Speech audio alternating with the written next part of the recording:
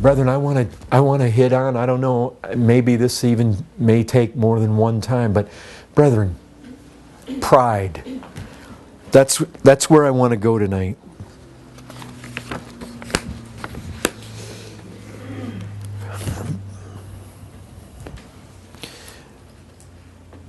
Brethren, how do we, I ask myself this, how do we even battle pride? You know, in some ways, I've heard it said before, well, pride is basically behind every sin, and that would be right. And I've heard people say, well, unbelief is basically behind every sin, and that would be right too. And we could go through and we could prove all those. And it's possible that you could say idolatry is behind them all.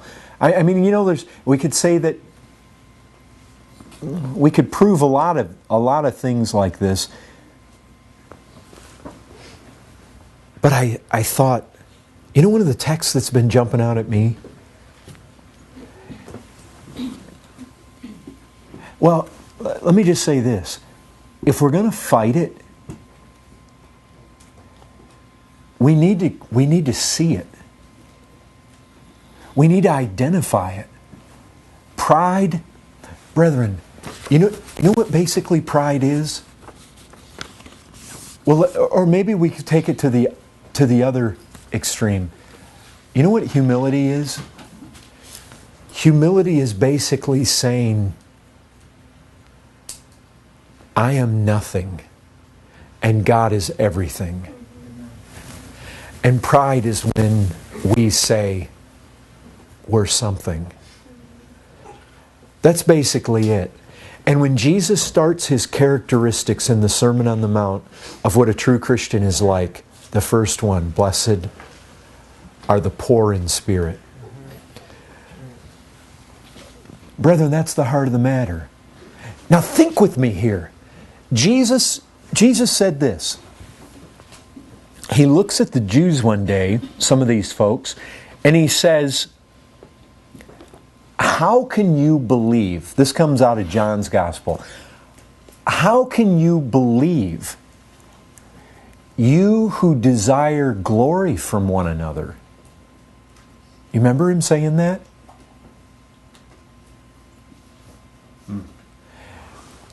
Think with me. How can you believe, you who desire basically to have a good reputation among each other? Let me read the text to you exactly. Where is it here? John 5:44. How can you believe when you receive glory from one another and do not seek the glory that comes from the only God? Now, I started... This one has really jumped out at me because I thought, wait, you know what Jesus is saying? Even though we may be able to tie unbelief to every sin, He's saying pride is really at the root. Pride is the greatest root cause even of unbelief.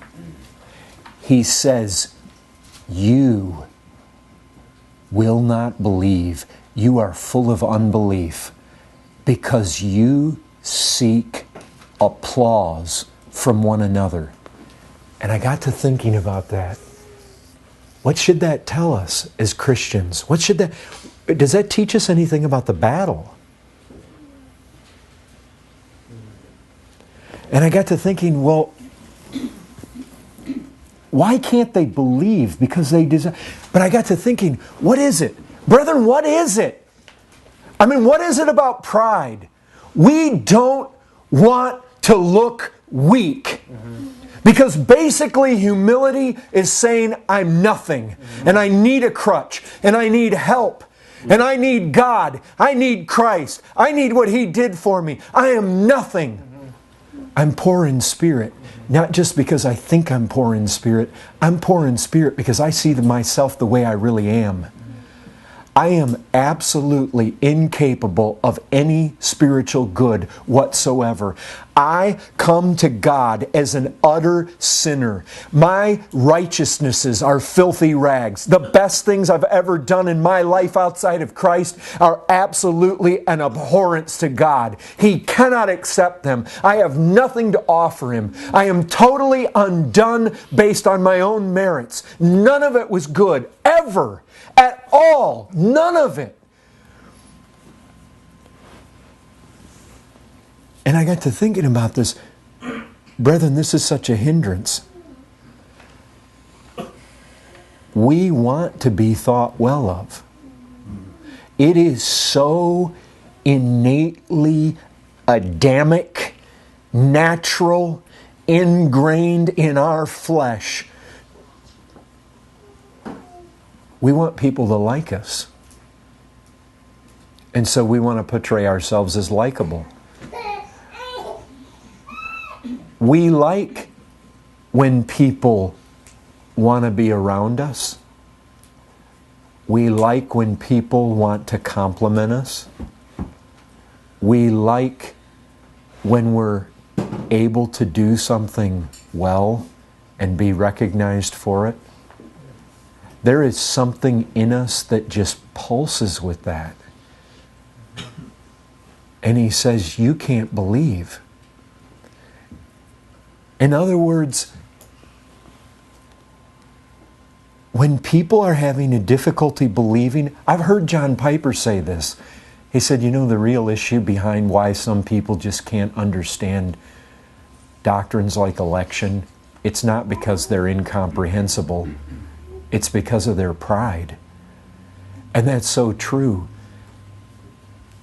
Brethren, what he's telling us here is pride is the very root of all of our unbelief. But basically, if we're in a place where we don't want other people to think less of us. You see, there's a fear of man.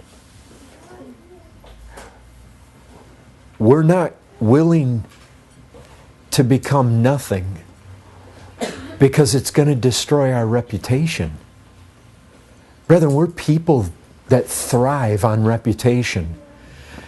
And you ask yourself, how much do you do what you do for reputation's sake?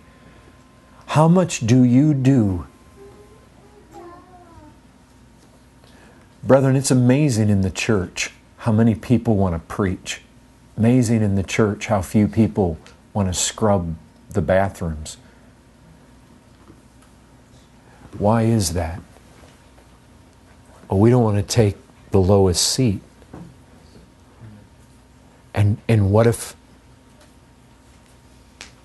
I take the lowest seat and nobody recognizes it? But you know, Andrew Murray, he did a book on humility. And he said that the grace of God, you know how God says this over and over? He resists the proud and He gives grace to the humble. He says, with this man will I dwell, those that are humble and of a contrite spirit. And Andrew Murray says, the grace of God is like water. What happens when you pour water out on the ground? Where does it go? To the lowest points. And he says the grace of God is like that. It flows to those points. Brethren, when all hell comes against you, one of the ways it's going to come is and brethren, you know, the battle is up here. The battle's in the mind. The battle's in the thoughts. And it's those thoughts that come. And it's in the mind.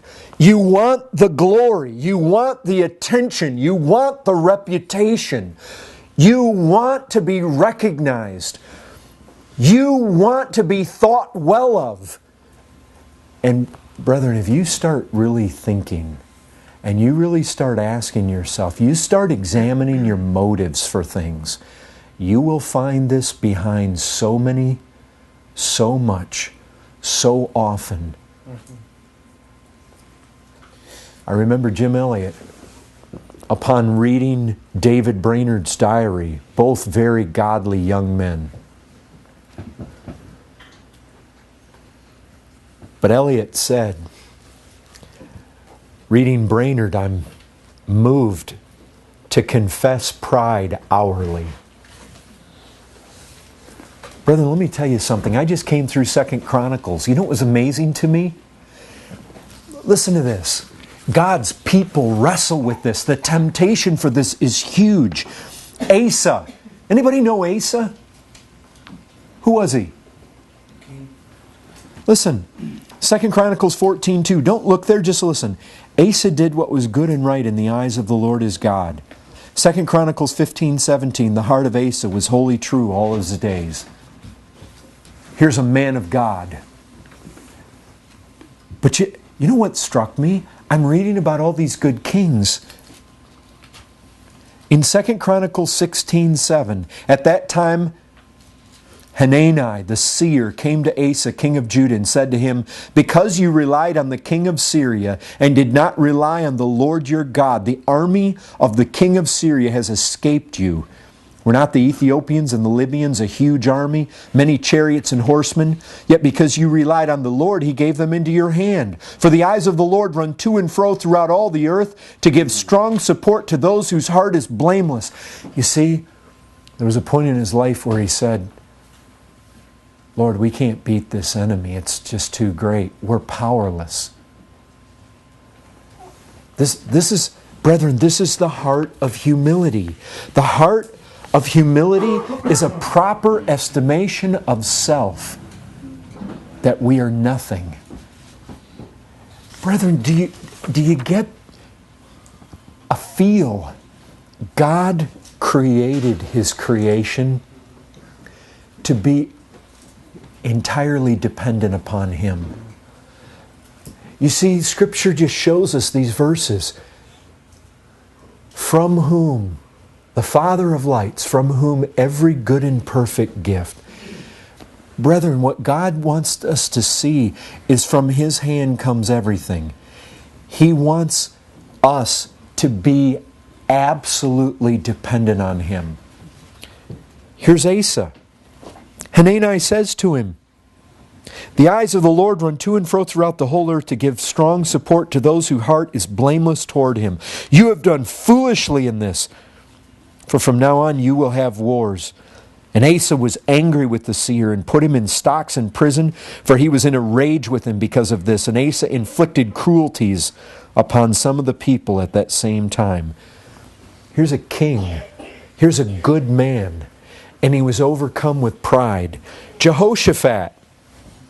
2 Chronicles 17:3, the Lord was with Jehoshaphat. 2 Chronicles 17:6, his heart was courageous in the ways of the Lord. 2 Chronicles 20:32, he walked in the ways of Asa his father and did not turn aside from it, doing what was right in the sight of the Lord. But then you have this. Jehoshaphat the king of Judah returned in safety to his house in Jerusalem, but Jehu the son of Hanani the seer went out to meet him and said to the king Jehoshaphat, should you help the wicked and love those who hate the Lord? Because of this wrath has gone out against you from the Lord. Again, Jehoshaphat king of Judah joined with Ahaziah king of Israel, who acted wickedly. He joined him in building ships to go to Tarshish. Brethren, sometimes you're being asked to help by another king.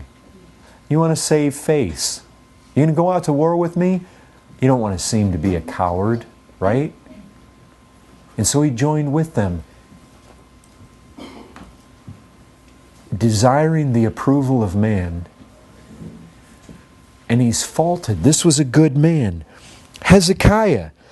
Hezekiah was a man that says he did what was right in the eyes of the Lord, according to David his father.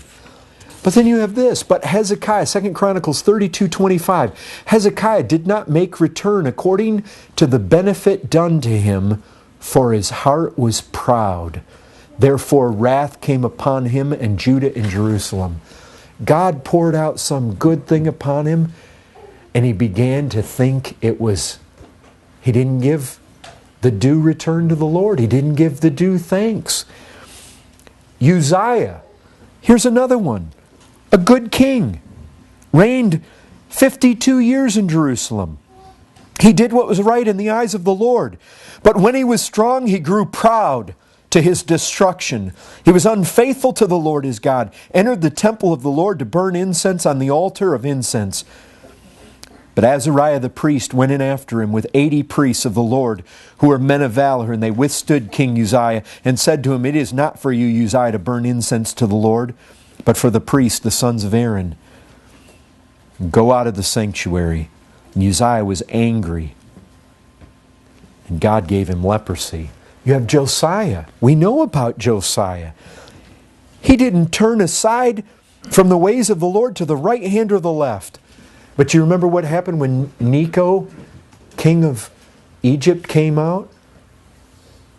Basically, Josiah rose up in pride. And Necho told him, "Look, I'm on a mission of the Lord. I'm not even coming out against you. Leave me alone. The Lord has called me to do this." And the word says there, it was the Lord.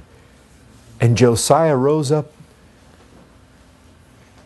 and it cost him his life. He was killed.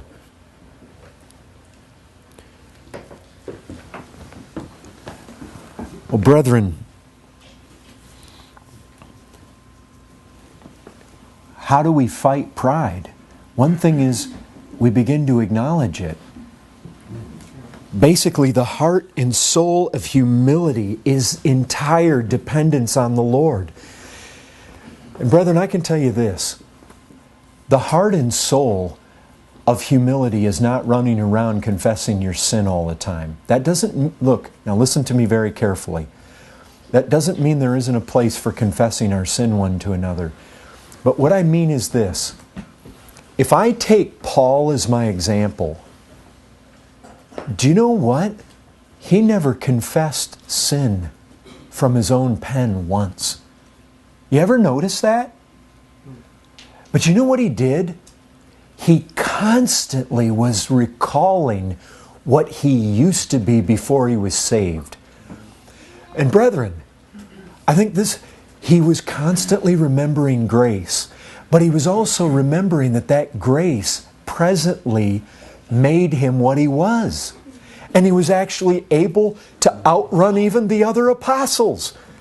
And he wasn't going to refuse it and start off on this.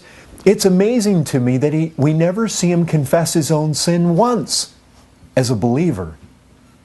But here was a man of great humility, and he would say that he was a persecutor formerly, a blasphemer formerly. He thought to do many things contrary to the name of Christ formerly. And isn't it amazing that when you find his testimony all the way through Acts and through his epistles, he's saying that, but he never once confesses present sin. That's amazing to me. A man who was no doubt as humble as anybody that has lived in the Christian life aside from Christ. I mean, undoubtedly, Paul was, in his day, was probably the most humble man on the face of the earth. And he didn't go around confessing his sin. But I'll tell you what he was ready to say all the time. I am a product of grace alone. And there's no other explanation for my life. And see, brethren, we can have a false humility. False humility is when you say, "Oh, I have such a wicked heart. Oh, I'm such a bad person. Oh, I'm this and I'm that."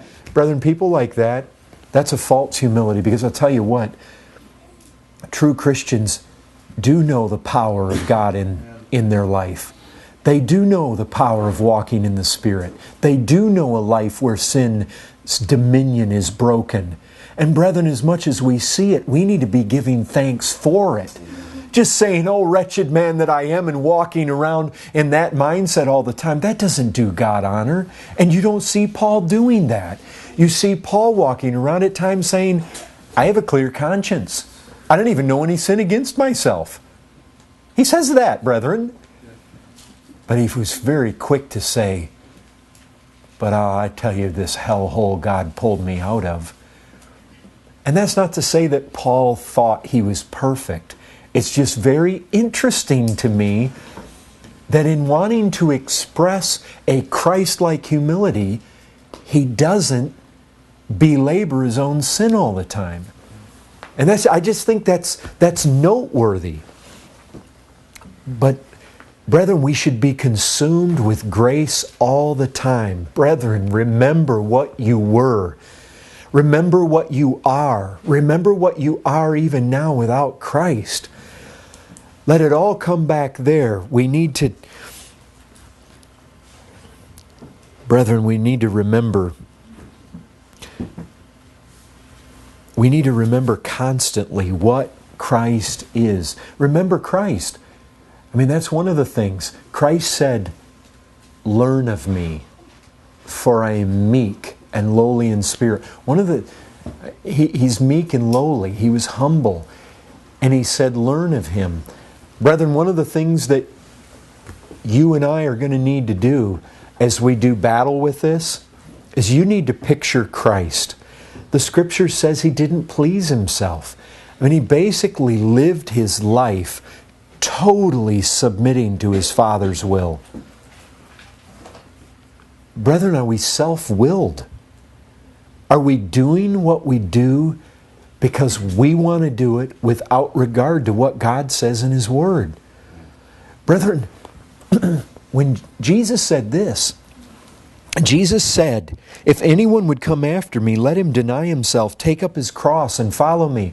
Brethren, what is taking up the cross? Brethren, taking the cross is an instrument of death. How does a person die to self? It is repeatedly, over and over and over and over again, resigning yourself to God, resigning yourself to His will, seeing Christ, even when you know, but Lord, if I follow you in this, it's going to be hard. But that's okay. Because, brethren, that path of humility, those are the ones God dwells with. The humble and contrite, the lowly. That's where He dwells. That's where His grace flows. That's where happiness is found. That's where peace is enjoyed. Brethren, which ones of you have ever got happier, closer to Christ, more deeply, profoundly joyful by seeking your own will? It doesn't lead to that. Brethren, think with me here. Ladies, how much do you dress? How much do you do with your hair? How much do you do with your makeup? Because you are all out wanting to please the Lord. Are you doing it all out because you're resigned to Him? All out because you're seeking to die to self and to follow in a path of humility? Brethren, lack of humility is the explanation for everything that's wrong with us. Everything. I mean, if you look at yourself and you've got a problem, you've got a struggle, you've got a defect, you've got an issue, you've got a sin, lack of humility will explain every one of them. Every one. We are to carry that cross and we are to die to self. And Christ is the perfect image of this. He did not please Himself. And He obeyed His Father all the way. When His Father put the cup to His lips to drink the wrath, He drank it. Brethren, He comes to us in the beginning and He says, "Come to me. Learn of me. Learn of me." Brethren, learn of the humble manner of Christ. Let it just sink into your mind. Think of Him. walking through life. Think of him humble. Think of him 40 days hungry. I have the power to turn that stone into bread, but I'm not going to do it because I am going to trust my Father to provide. You see, it's absolute submission. I am really hungry, Father. I am really hungry. And the devil's just sticking it to him. Come on. You're the Son of God. You can do this. But he's saying, and brethren, you know what happened? He withstood the temptation, and his Father sent an angel. You see, brethren, pride is so much about, I want what I want when I want it. But if we would just submit to Christ, He will give us better things in His time. That's the way it is with the Lord. Brethren, I can tell you this. I mentioned this already. Isaiah, he walks into that temple one day and he sees the Lord on the throne and he fell on his face. And you remember what he said? Woe is me. He said, I'm undone. I'm a man of unclean lips. Brethren, I'll tell you what. I've thought often about that image, but today it struck me. It struck me. I always had this mindset that when he said, I'm a man of unclean lips, I always had a sense that he suddenly became profoundly aware of the lack of total integrity and total honesty on his tongue, and that among the people. But today it struck me. When he said, I'm a man of unclean lips, I suddenly saw a man who had spoken too highly of himself on too many occasions and lived amidst a people that took too much credit for too many things too often. And when he saw the Lord in His glory up there and he fell on his face, he suddenly realized, I am nothing. It's just like Job. Job was vindicating himself. He was justifying himself. And when he saw the Lord in the whirlwind, he repented in dust and ashes. He said, my mouth is shut. What am I? You see, this is what God was doing to him. Job, let me tell you about me. Let me tell you what I have done. I did this, and I did this, and I did this. And where were you? You did none of it. And by the end, he was saying, oh Lord, you're right. I was a fool for opening my mouth. Brethren, this is where the battle is. This is where the battle is. We need to see high and lofty views of God. And we need to see and be reminded of ourselves all the time, what we are. And we need to keep in mind, brethren, there is a sinister, hellish relationship between our pride and an incapacity to believe God more deeply.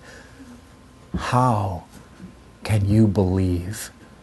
You who receive the glory from one another. And you know, right there in the same portion of Scripture, Jesus says, I do not receive glory from men.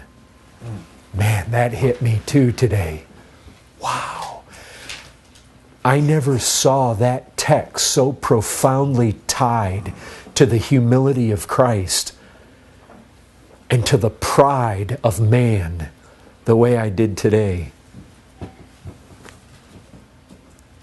Brethren, the truth is, we far too much desire the glory of men.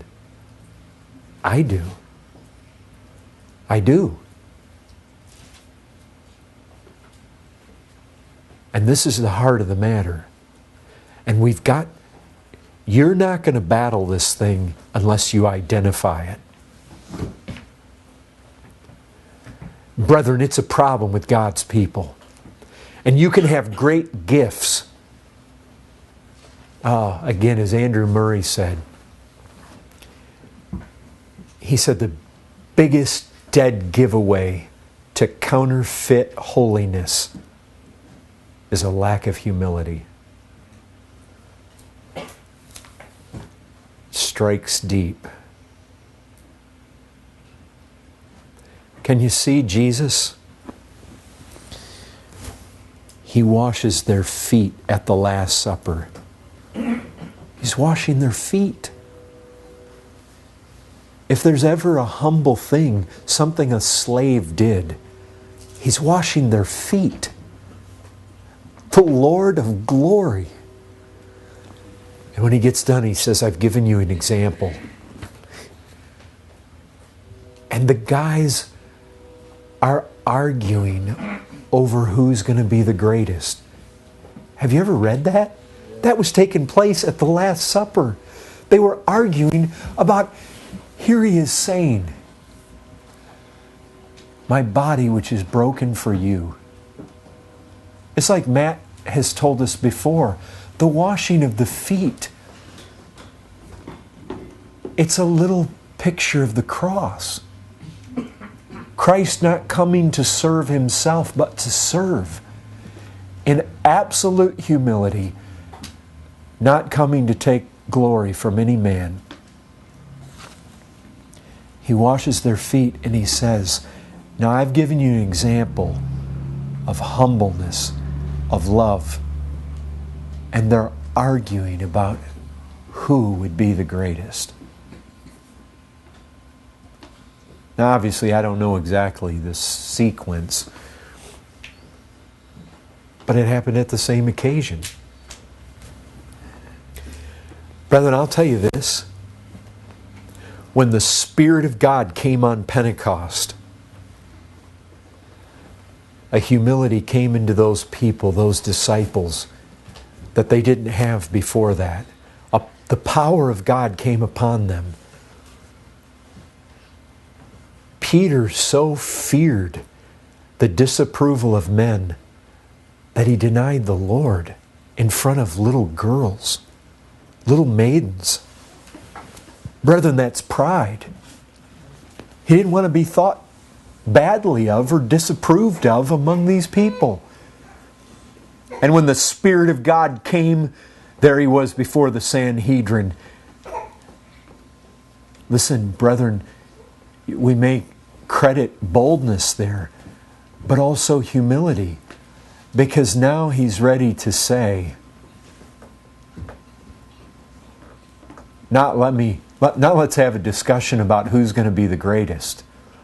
Let me tell you about the Christ who is the greatest. And He's doing it with boldness now. Brethren, humility can be done in boldness. Humility isn't all timidity. But what it is it's constantly acknowledging who you really are. And brethren, what are you? Really?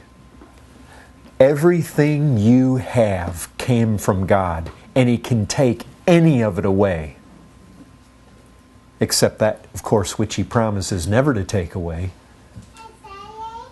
But brethren, we've got to do battle. This is where it is. Pride. This is one of those ugly things, and it will come against you, and there will be such fierce battle in your thoughts, in your mind. Brethren, beat the flesh into submission. Beat it. Buffet it. That's what Paul said.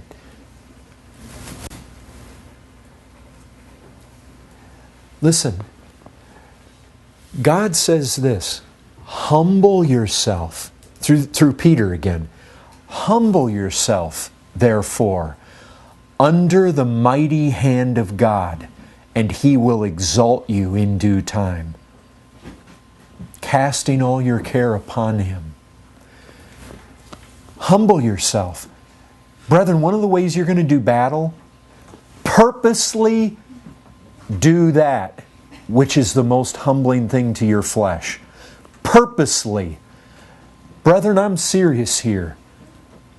It says, humble yourself. Now, I realize you can't reach in and grab hold on your heart and change it. Look, here's something that needs to be done. And it would be humbling to do it. And I don't want to do it. Lord, give me the grace. See, again, if it's real humility, you're coming back to trust the Lord all the time. Lord, give me the grace. Lord, the truth is I don't want to do this. The truth is my flesh doesn't want to take the low road. The truth is my flesh doesn't want to take this path. I need your help. And if you can, then you don't gloat that you did. If you can thank the Lord. Brethren, I just want to end with this. Do you remember? Paul said something happened to him that he might not boast or become lifted up. Remember what happened to him? A thorn in the flesh. He prayed how many times? 3 times. Lord, please take it away. And the Lord says, my grace is sufficient. And you know what Paul said? So be it. If in my weakness and in my nothingness Christ shines, then this is great. Let me tell you, brethren, we are typically praying against the most helpful circumstances and thorns that God can put in our life. The very things, brethren, you want to know a sign of real maturity is when you can answer like Paul and say, you know what, this thing, oh, brethren, it is so hard. The valley of humiliation is a hard valley. But it speaks of such spiritual maturity when you can get to the place to say, I don't like that thorn, but I know this, it humbles me. And for that I'm thankful. Brethren, to thank God for the thorns and to thank God when He knocks you down 10 notches, when He shows you you're nothing, when He allows you to fall right on your face. Brethren, we ought to thank the Lord, not run from it, not pray.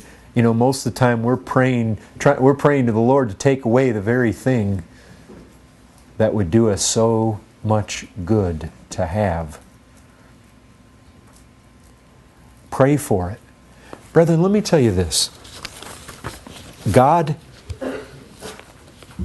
has predestinated to conform His children to the image of Christ. And that image is one of humility. And you know what? Sometimes we have not because we don't ask. Brethren, ask. Lord, burn the humility of Christ into me. And do it no matter what the cost. Can you guys pray that way? He's going to take...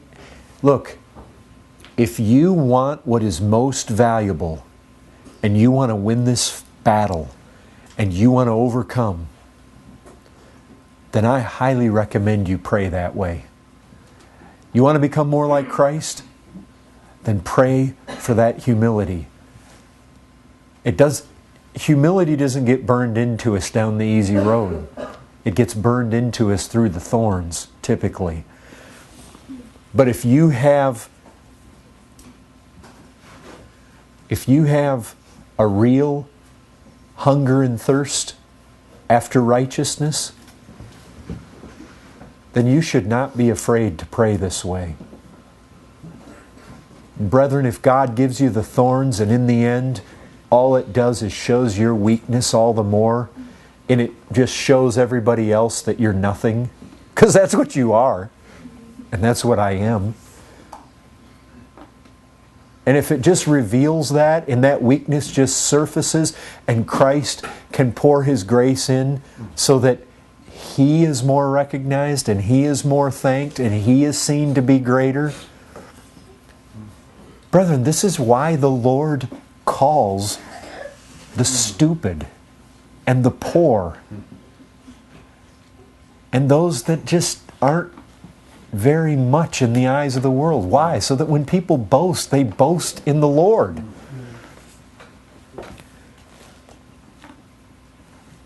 Brethren, this is a battle to the end. And believe me, the battle is with pride. Brethren, some of us may not have greater levels of humility because you haven't asked for them. And because when God begins to bring that path, you pray against it. Is it possible that you might pray that He removes something from you? I don't know. I don't know if that's possible. That you would pray that God would take something away from you that would actually move the Lord to take it away before it had actually done its perfect good in your life. I don't know. I doubt that. And the reason I would say that is because He didn't take it away from Paul. But I'm certain of this, that we oftentimes don't have because we haven't asked. Brethren, when I spoke several weeks back about order an argument in prayer, you want to order your argument in prayer? Lord, you promised to conform me to the image of Christ. That image is one of a man who did not seek glory from men. Lord, I want that. Make me like that. And you know what? Pray for it. Every day, pray for it. Make it. It seems like I remember Paul Washer saying that he kind of kicks himself now. Because when he was first saved, he prayed that God would help him preach. God would help him preach. And he said God did help him preach. And he realizes now he should have been praying, God, make me humble. God, make me humble. You ever hear him say that? Something akin to that? Brethren, I'm serious. God will give us what we ask for. I mean, as long as it's good for us. But He gives us repeated promises that He'll give us if we ask. And He gives us the promise too that we don't have because we don't ask. And brethren, one of the reasons we may not have a deeper degree of humility is because we haven't asked enough for it.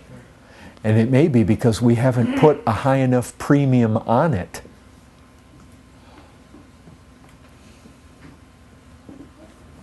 Brethren, battle to the end. It's a battle to the end.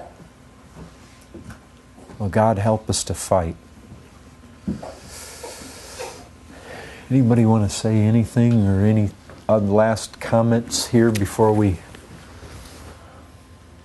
Okay. Well, we'll adjourn.